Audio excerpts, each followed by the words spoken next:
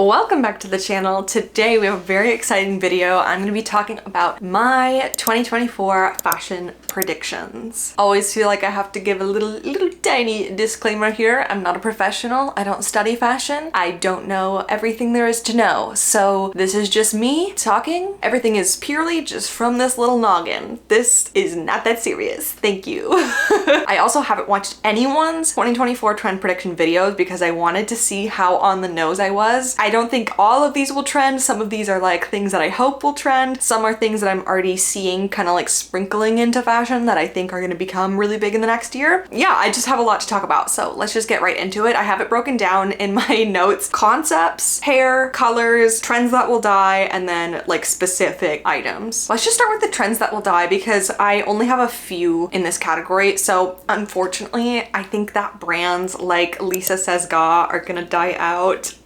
So sorry. Also, not to shade, but Lisa Says Ga I think is kind of overpriced. A lot of their stuff is polyester based. I've seen some hauls where it's like polyester, unlined, crinkled immediately. I think within every brand, there's stuff that's really good and stuff that's bad. Like, I think as a consumer, as long as you know what to look for, you'll find good pieces, but I think this kind of like all over the place aesthetic is gonna die out. There is a place for kitschiness in fashion. I love kitschy stuff, like these bows and bright colors and like adding, you know, little roses to everything. I love food themed pants like the Lisa Says Ga pants. I think those are still stunning. So there's definitely stuff from them that I think is still gonna be really popular. Some of the other stuff is a little bit too weird. It's a little bit too trendy. This kind of weird hobbled mismatch of clothes, I think that the aesthetic is gonna die down. It feels very Gen Z TikTok fashion, and I think that's kind of run its course. And along the same lines, I think that cheap Shein fashion is on its way out. I mean, the numbers say otherwise.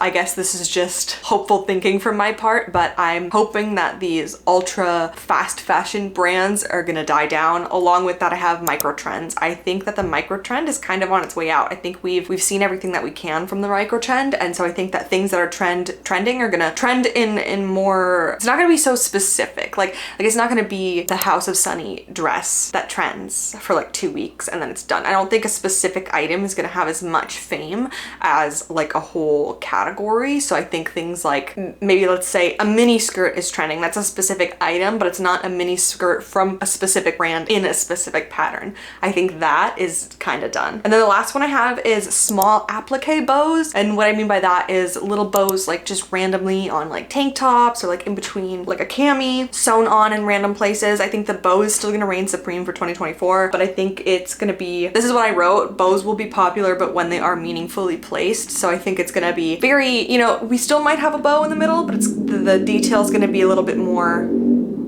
the bows are going to have more volume, and I think especially bows, I talked about this in my winter 2023 trends, with long tails are going to come into style. So I think that they are still going to be super trendy, but in a more polished way. I hope that makes sense. They aren't just going to be thrown on, slapped everywhere. They're going to be more methodical. So that's all I have for trends that I think are going to be on their way out. I'm sure there's more, but those are just kind of the ones that stuck in my head. So for my concepts, they're kind of like all over the place, so stick with me. I just kind of had like word vomit and I just like jumbled all of this into my phone.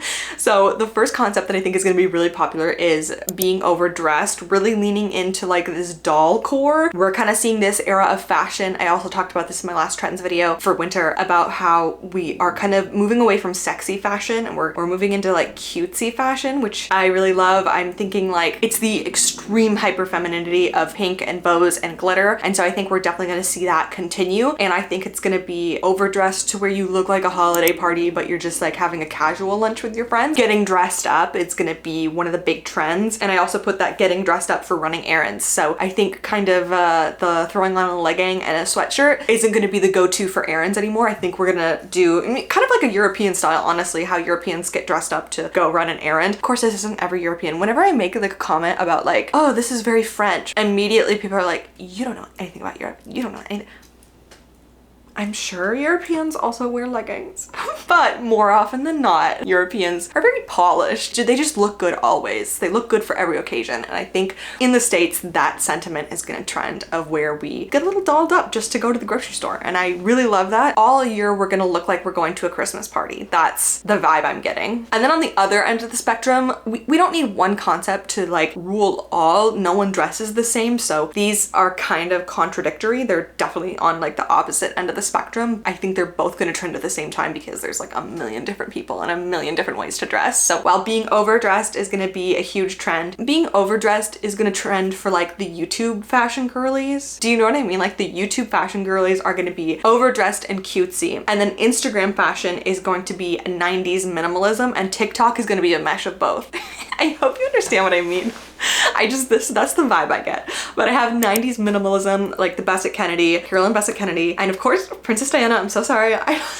People are probably gonna unsubscribe from me at some point because in every video I'm like, how can I talk about Princess Diana? How can I talk about Princess Diana and her fashion? I gotta work it in somehow, but that style I think is gonna reign supreme this coming year as well. I think we're just kind of over the micro trends, and we're over like buying shit that we wear a couple times and then it gets donated. And so these classic 90 minimalist styles of a really good fitting black t-shirt with a fantastic pair of jeans are in like a blazer, and then you can switch that out for a pea coat and like a crew neck sweater for the winter, but you can switch that out with a pair of denim shorts or linen shorts for the summer. I think we're gonna kind of have this like fashion that's able to adapt no matter the season, that style of the 90s where you have really a capsule wardrobe. There's not as much overconsumption. I think that is going to be a highlighted style this year. And then the next thing that I have is another total 180 in the other direction, which is silhouettes from the 60s.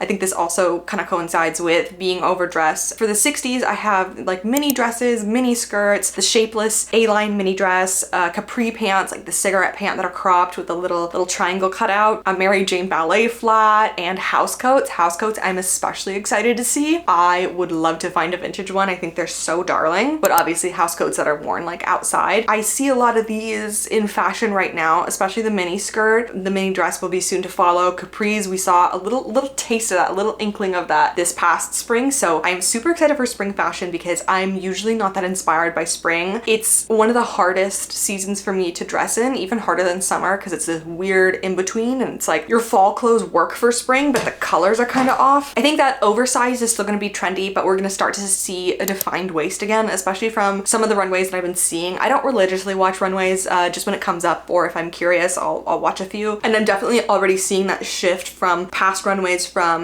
this previous year, or in late 2022. It was oversized, it was a lot of volume, and I think this go around I've seen a lot of intention around volume. And so we've got the highlighted waist, or at least highlighted, there's some part of the body that's cinched, right? It could be a tight top, tight bottom, or just a defined waist. I think we're still gonna see oversized, but it's not gonna be comically oversized, and it's not gonna be a top and the bottom. I think we're moving again to these more traditional silhouettes. And within this kind of category, I think something that we're gonna see is the elongated waist of the 90s. Think waistcoats. I've already seen a few on Reformation that are super, super cute and darling. So we're already kind of seeing that shift. Oversized, over bulky is gonna kind of start to die out. Okay, I've got a few predictions for hair. We've seen a transformation to people used to care a lot about makeup and then not so much, and then it went to skincare, and now I think the big thing is gonna be hair care. These are my predictions for the hair. Number one is a 1970s style blowout. We're stepping away from like a brushed out beach wave curl. I've even noticed myself not enjoying like the beach curl with the straight ends. Like I've been doing a lot of these just kind of like I curl the entire hair and brush it out, and it's really soft. I feel like it's very feminine. It fits, I think it fits my features better. Of course, I'll probably still end up doing a beach wave here and there, but I'm really rocking with this kind of style lately. And I think we're just gonna lean really into these sweeping, billowing waves, that soft hair brushed out, the Velcro rollers, a blowout, just really soft, flush hair. I believe that the bangs are gonna have a moment this year. I'm getting my hair cut in a couple weeks, and the urge to cut bangs is so strong. The urge to cut a blunt bang is next level, but I know I'll regret it, and so I'm gonna be good. And I think I'm gonna go with a curtain bang, but more like a Sabrina Carpenter curtain bang. Like it's a little more intense. It's almost blunt bangs. I'll let you know if I have a breakdown or not. You'll see. But I do think this kind of like Sabrina Carpenter half turned out bang, otherwise a straight blunt bang, thinking Anne Hathaway's bangs or the Zooey Deschanel bang, iconic. I also think what Taylor Swift has been doing lately with her blunt bang, she's been pushing them to the side. I think that's super stunning. So I think bangs are just gonna have their moment. The 70s blowout with a bang. I'm feeling it. I'm excited to see that. I also think elaborate hair. We're thinking like braids and ribbons, really intricate buns. Did you guys get 17 magazine when you were a kid or like a teenager? I got 17 religiously, probably until I was 18 years old. What was in those magazines is they would always have a 7 days of hair. Think of how many styles this is because they put one out every month, and I swear to you, it was a different hairstyle every month. But it was like parting and braiding and pinning, and you should do this Dutch braid, or you should do a fishtail, and now you should take the fishtail and wrap it around your head. So I think these intricate styles of hair are gonna come back because I've been seeing a lot of people, you know, doing the heatless curls, really stepping away from using the heat on your hair. And so I think what is gonna replace that is just these very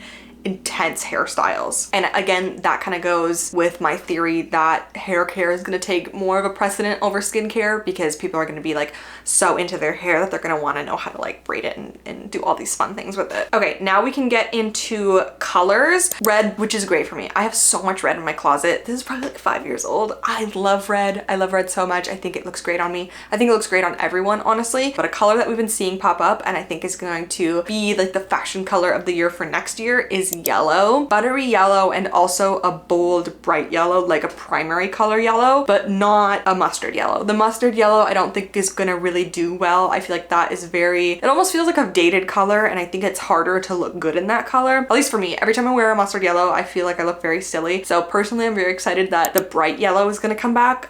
We saw it in the, what is that, what are they called? The Onitsuka, the Tiger 66 shoes. That color yellow. That color yellow looks really good on me. I don't know if I'm gonna really partake in the butter yellow because I'm so fair that sometimes it makes me look sickly. It makes me a little too washed out. The butter yellow looks fantastic on people who are tan, people with deeper skin tones. On me, not so much. So I'm gonna stick to the bright yellow, which is also equally as exciting, but yeah, not the mustard yellow. The mustard yellow feels very 2012 to 2016. And so I think if you're trying to be trendy, if you're trying to like stay on top of it with fashion, I would lean away from the mustard yellow. Still wear it if you love it, of course, and but I'm just saying from like trend prediction, it's gonna be the bright yellow or the butter yellow. And then I think a natural kind of segue to that is at the end of the year, we're gonna start seeing cobalt blues. We're literally going straight down the list from primaries to red, yellow, blue. Now that we've gotten through all of that, we can head into the specific clothing items. I think that ballet flats are still going to be top tier, extremely coveted, extremely worn. However, I do think that heels are gonna make a comeback. The ballet flat has reigned for too long for this not to happen. And I think especially we're gonna see kind of like a 2010s era heel, you know, like people wearing like the stilettos to go out. I think they're gonna be a little shorter. Okay, lighting's a little different. I had to close my blind because my camera was getting way too overheated. So hopefully I can get through this without having to take as many breaks. But I was talking about heels. I think we're gonna see heels become more of a casual wear instead of just fancy. We've had, you know, sneakers, ballet flats, these really, really comfy shoes. And so I think it's gonna take a bit of a turn this year and we're gonna see the wedge. I'm a huge fan of the wedge. I gotta say, I enjoyed the wedge quite a bit. I also think impractical shoes are gonna be trendy. We've seen the satin shoe, like the satin ballet flat and the mesh flat. Just these kind of like, they're interesting to look at, but they're extremely impractical. They're just kind of more there for the visual aesthetic. This one is probably my biggest like wild card kind of prediction. It's a little out there. I think that bonnets for winter and summer are going to trend. So I think it's gonna start. We have the balaclava for winter, which we started seeing last year, and this summer it's super, super trendy. The hooded balaclava. I bought one that has, it's like a scarf with a hood. I love it. I stay so warm. But what I think is gonna trend is more specifically like bonnets, like a baby bonnet, where instead of it being a full hood, it's gonna be tied under the chin. I think for spring, we're going to see like a waterproof bonnet. It's gonna be kind of floppy, like a cute little like nursery rhyme bonnet. You know what I mean? Like a little duckling in like rain boots and a little bonnet. And then for summer, it's gonna be a sun hat, but it's gonna be more floppy. It's gonna be more cotton. It's just gonna be a bonnet. I mean, you know what I'm talking about. So that is kind of my wild card prediction, is a bonnet. It's kind of taking the hat that trends for every season already, the balaclava, the sun hat, whatever, but it's gonna be in more of like this whimsical shape. Like I said, the doll, it's really playing into this like cutesy fashion that I'm seeing, and that's why I think it's gonna trend. It's definitely something that is, we're dressing for the girlies. Have you seen those reels that are like, these are my like top 10 outfits that men hate? Or they'll make a TikTok getting dressed and it's the Julia Fox audio where she's like, men hate my outfits. Like, men hate that I'm not like sexy like I was in Uncut Gems. And I love it. I love dressing in outfits that men hate. The bonnet is gonna be a part of that. Or those videos, it's like a New York City guy and he's like, I am so tired of the white men in New York City doing street style commentary, like doing like man on the street style interviews about fashion, and they're wearing like Quicksilver t-shirt from like 10 years ago. They're still wearing like the old navy jeans that their mom bought them in high school, and like a plain black t-shirt from a pack of Hanes. Like, I don't care about your opinion. There's a couple guys that do it and they just go because they know it gets views, and it does, and they, you know, white men have like the confidence beyond any person. They have an ungodly confidence, and so they go and they're not afraid, they're not embarrassed to do like man on the street interviews, and they'll be like, so what do you guys think is gonna be like super trendy for fall? Yeah, I agree. And I think this is what's gonna happen. They're gonna be like, what do you think about the bonnet trending right now? Like, what do you guys think that looks like on a girl? And they're gonna interview guys, and guys are gonna be like, that shit is so not sexy. Like, that is so, it makes women look ugly. That's what I see in our future, ladies. So bonnet up, buckle up. They're coming for us. But I love that. I just love dressing like a big toddler. Doll fashion, it's in, it's cute. I am excited for the bonnet. I think this is something I could pull off. So stay tuned. I'll keep you posted. Oh, another thing that kind of ties into the bonnets, I feel like it's in the same realm, and that is big Peter Pan collars, especially with embellishments. Around like 2014, I had this sweater from H&M. You know those things that you just wish you kept? This is one of them. It was this sweater with a huge Peter Pan collar, and it was sparkly. I wish I could replicate the feeling of coming home from high school or middle school, definitely like early high school, probably like sophomore year, coming home, grabbing a little snack, going into my room and watching YouTube and watching Zoella do like a Primark haul, and she would get like a ton of Peter Pan collars. I haven't felt pure ecstasy like that in a decade. She always wore disco pants. I was obsessed with her. I was obsessed with the Peter Pan collars, and I think I have this strong feeling that they're gonna come back this year, and I hope so, because I would rock that. I think they're great for layering. I think we've seen kind of like the Peter Pan collar as like a collar, like a detachable, more like a Dickie collar. I know Ganni had some, a lot of other brands, a lot of Scandi brands had some. I was seeing a lot like this really big top with like a white Peter Pan collar that is almost like embroidery or like little cutouts. Those I think are gonna stick around, but I'm talking about just like a classic 2014 Peter Pan collar. Great for layering. I am excited. I need to relive my youth, okay? The next thing I have on here is Regal era inspired skirts, comma volume. I have been seeing this trend. This is something that I saw on the runways, and I'm talking about like these very voluptuous skirts, a lot of vintage, but also I think these are gonna become like mainstream, where it's these skirts where you can pin them up. They're like billowy. It's like pillows. It's like a duvet of a skirt. I'm very excited. I think this is gonna be super trendy for spring and summer, kind of like a drop waist with just this magnificent skirt. I think that they're gonna be unpatterned. I think it's gonna be mostly like a white or a cream. I always get girls on my TikTok who dress in Regency era fashion daily, or they'll do like a get ready with me in the 1800s, like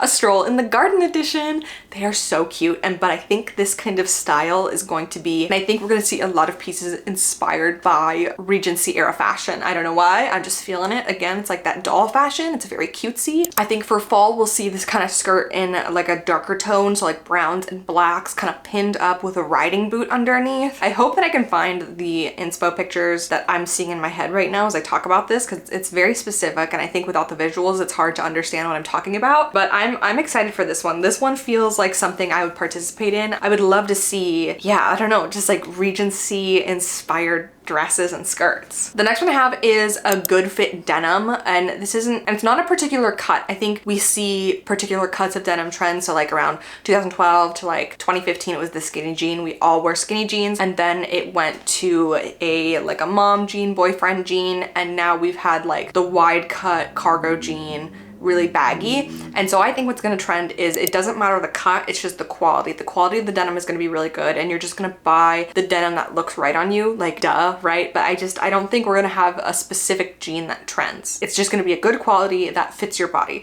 So for me, I actually do like wide leg jeans. I think they look fantastic on my body, but I also have some straight / skinny jeans that I love. I love to wear these with boots, especially in the winter. So I think that we're just stepping away from like hating on a style of jeans. I think it's not really gonna matter. I feel strongly about this. I think it's just gonna be whatever you look good in, that's what you're gonna buy. And I hope that that is true, because I feel like now when you go shopping, all you can find is baggy jeans. Even for men, like my husband, he wears a slim fit, looks amazing. My husband, he's not tall, so he can't do these like really oversized pants. We went shopping and he tried on a pair and he was like, this looks so goofy, and it did look goofy. He just cannot do the wide leg baggy pants. He looks great in a baggy top, but the pants need to be a slim fit. And so hopefully the style of jean trend is thrown out the window and we can all find pants that look good for our body. Then I have riding boots. I would love to find a pair of riding boots, and I tried to find a pair of riding boots this fall, but everywhere I looked, it was the biker boot, and it just didn't fit with my style. So riding boots, I'm gunning for. I hope that they come back, because I really want to find a good quality pair. And I also think riding boots in this kind of brown color, this like chestnutty walnut color, especially will trend. I think we've seen a lot of black boots this year, and so next year I think more of like, not totally chocolate brown, but not totally like a light tan. It's gonna be like a rich, nutty brown. And then the last thing I have on here is chunky pearls, which is great for me. I literally have a pair of chunky pearls. I almost wore these today, but I decided not to because I figured I might be like moving my head. I wore these in a video and they were like swinging everywhere. But chunky pearls, stuff like this. Also, I've been seeing this necklace. I don't know who it's by, but I want one. It's like a really chunky pearl. It almost looks like a collar, like a dog collar of pearls. It is stunning. I really love it. I think this is gonna look great for layering. Pearls to me are so timeless, so classic. I love when pearls trend. I'm a big pearl girl. I think this is very fun. It feels very whimsical. Again, feels kind of like doll core, and it feels very like childlike. It feels kind of like when you make your mom like a necklace in arts and crafts. That's how I feel, but in like the best way possible. So I am really rooting for the pearls. I hope that they stick around for a while because it's a look that I really, really love. I just realized that I forgot to talk about one of my concepts, so I'll just tack it on the end now. Hopefully you're still watching because this is like the biggest one. I feel like it's the most important trend or like trend concept that I hope becomes a thing this year. And that is just an emphasis on high quality. We're really gonna ditch the polyester, we're gonna ditch the acrylics, and we're gonna really stick to cottons, linens, wool, and also, like I said, an emphasis on fewer items, higher quality. Kind of a capsule wardrobe. I've been toying with the idea of doing a capsule wardrobe. I was always such a hater on capsule wardrobe. I was like, disgusting. Don't even talk to me about a capsule wardrobe. I would never in a million years do that. But now I'm kind of like, a capsule wardrobe might actually be kind of nice. I might try it out and report back on the findings. We've seen a lot of studies lately on how man-made fibers are awful for the environment, awful for the planet, but also not great for you as a person, for your skin. There's been a lot of studies lately that polyester can make you itchy, give you eczema, can really affect your skin if you're sensitive. And so we're gonna see an emphasis on natural fibers. And I think the best way to find natural fibers is, well, to number one, be informed, really understand what you're looking at when you're looking at a clothing tag. This is something that I've been conscious of for a couple of years, but I really started to be extremely conscious of it within the past year and a half, I'd say. Like I talked about a lot this summer, how the only clothes I wear in the summer are cotton or linen because it's breathable. If I'm sitting in polyester in the summer, a lot of cute dresses, a lot of cute summer dresses are polyester. They're lined with polyester, polyurethane, whatever you want to call it. And for winter, I've been sticking to wool because 100% wool keeps you so warm. A cashmere, I know it's pricier, but even brands like Uniqlo, they have a 100% cashmere sweater that looked pretty decent and it was $79. And that's why I think that these higher quality pieces and natural fibers are gonna trend, because they're a little more expensive. Like $80 for a sweater, that's, you know, that's a pretty penny, but it's gonna last you so much longer. You're gonna get a lot of wear out of it. It's softer. The longevity of that piece is a lot better than something that's like 10% cashmere. Also, brands are trying to greenwash you. What's it called? Fiber wash you.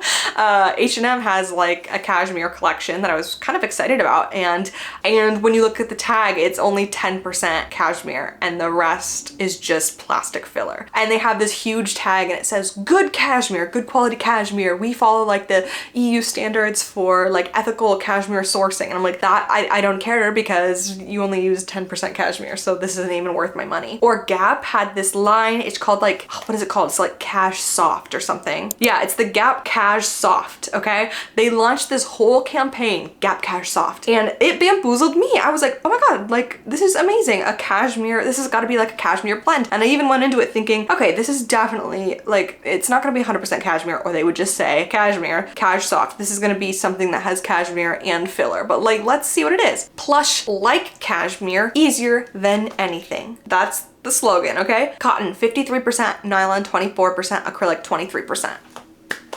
There's 0% cashmere in this garment. When I tell you, I was flabbergasted. And so I think you have to be extremely careful as a consumer because all these brands are trying to lie to us about the fabric contents using little catchphrases like Cash Soft. Cash Soft, that makes me think of cashmere. Very smart. The marketing is fantastic. The advertising, you guys are tricky. So something like that, it's expensive like cashmere, but it's got the quality of something that would cost like 10 bucks. So this is really, it's really upsetting me. And they kind of sell it in a greenwashy way. They're like, this is so much better because it's not cashmere. Like there's no animals involved. That's cool, but the garment is half plastic. It will never decay, will never, and because it's these fillers, the quality is bad. It's not gonna last as long. So it's a whole tangent I could go on. I think you're better off saving up your money and buying a natural fiber. I think us as consumers have kind of started to realize that these cheap clothes, they don't last. Especially in the fashion space, I think our biggest struggle with more like ethical clothing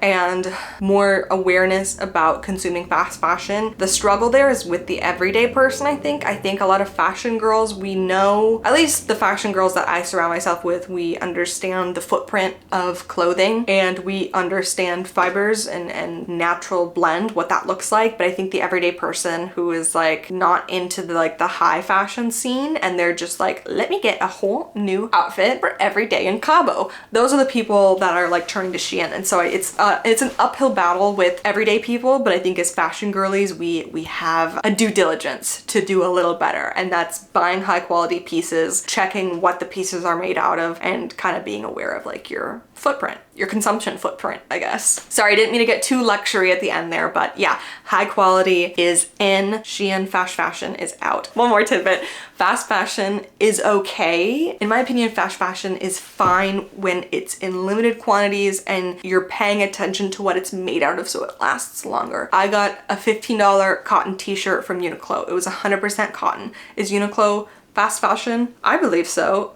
Yeah, it is. It was cheap. I didn't spend $100 a cotton t-shirt from an extremely ethical brand. However, this is 100% cotton. It's something that I'm gonna wear and I know it's gonna last longer because of that cotton. I gotta end this video because I know it's gonna be a million years long, but those are all of my trend predictions for 2024. Let me know what you think is gonna trend in 2024. I'm super excited to see what fashion and style brings us in the new year. I had a lot of fun making this video. I've been just like, things will pop into my head all week and I was like, oh, I gotta write that in my notes. Like right now I'm gonna forget about it. It was really fun to just kind of think about what's gonna trend, and I'm excited to see if I'm right. Maybe I'll do next December, maybe I'll do like a recap and see if I got anything right, what I got wrong, what I was surprised by. Yeah, that's it for me. Thanks for watching and I'll see you in my next one.